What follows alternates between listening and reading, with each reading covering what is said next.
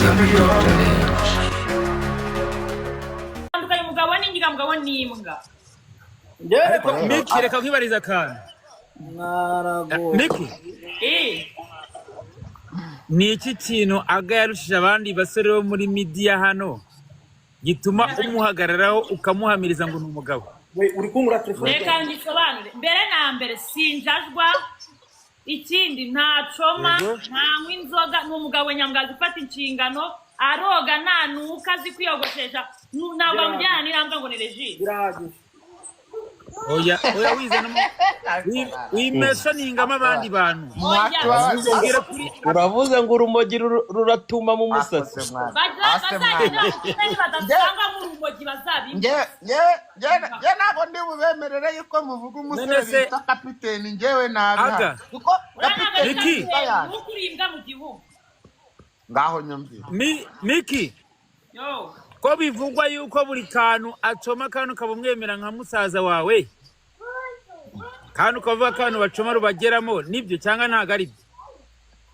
oya buri kantu ni muzima wawe ukanye mujyana n'abantu badafatika.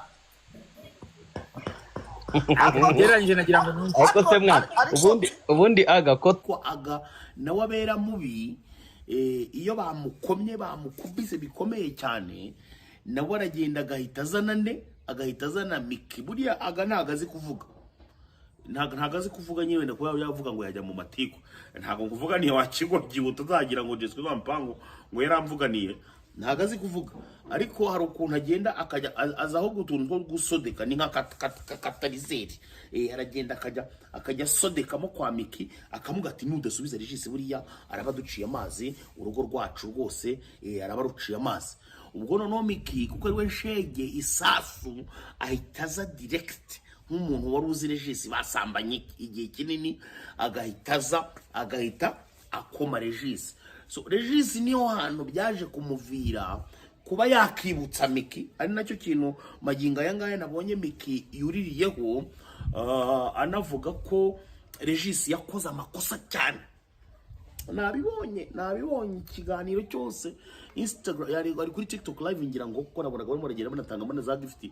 Nabibonye ko uwitwa Miki yabwiye Regis aramubwira ati Regis wowe buri ikintu cya mbere na mbere cyambabaje mu buzima kandi nateze kukubabarira mu myaka 20 iri imbere n'uburyo wanyibukije ko ari igihe wafungishije mama. Urumva ko twebwe ntago twari tubizi, ni Regis n'ubundi wabitubwiye mugani nk'umuntu basambanye igihe kinini kandi bari banaziranye cyane, ndetse niyo bavuga cyangwa se niyo baravuga ibintu byabo wumva ko rwose bavugana nk'abantu baziranye. So uwitwa Regis niyo turufu imwe yonyine rukumbi nawe agira hondesha Miki akunda kumwibutsa ko ngo ari we wafungishije nyina. Miki rero iyo bakoresheje ako kantu cyangwa se iyo bamukubitishije ako kantu hari igihe nawe yicara akiherera akarira. So mu kwicara akiherera akarira yagarutse arabwira Regis ati Regis genda gake rwose. Ako kantu kunda gukoresha umunsi ku wundi cyangwa se ako kantu kunze kumbwira inshuro nyinshi ndagira ngo nkubwize ukuri yuko katajya kanshimisha n'umunsi warimwe karambabaza cyane. Nabibonye jewe mu kiganiro muri iyo Instagram live Miki yakoze ndavuga nisha mvango ubwize ukuri.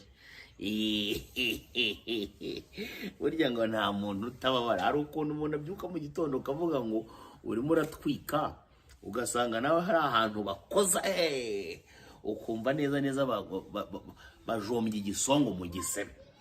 So comme conclusion rero umuntu bita Regis n'umuntu bita Miki, umuntu wenyine ufite ubushobozi bwo kuba yahagarika aya matiku n'amakimbirane yabo yo gushyirana hanze ni aga wenyine. Abandi bose turaza tukiprofitira tugakuramo views tukigendera nta nibindi rwose. Munabyumve neza ko ni nk'iki kiganiro ni ukubera ko nabonye ko gishobora kuza kurebwa nkabona ko nyine abantu bashobora kuza kugihereza attention. Mwumve ko nta nubwo nanabiteguye kuba nanagikora, ahubwo gusa nabyutse mu gitondo muri kiganiro cyo gukora ndavuga nti kanze nguza gukora kuri ibi bintu.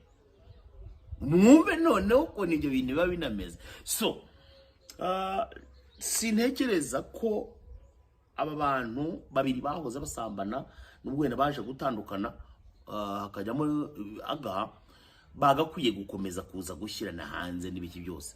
Ubwo bashwana bwa mbere ibintu byose barabivuze. Ubu ngubu nta gishya bagiye kuvuga, nta gishya bagiye kuvuga uretse gusa nyine kuza gusubiramo ibyo bavuze ndetse no kuza kongeramo andi matiku n'ibiki kandi rwose umwuka byaramwe ibyo ngibyo.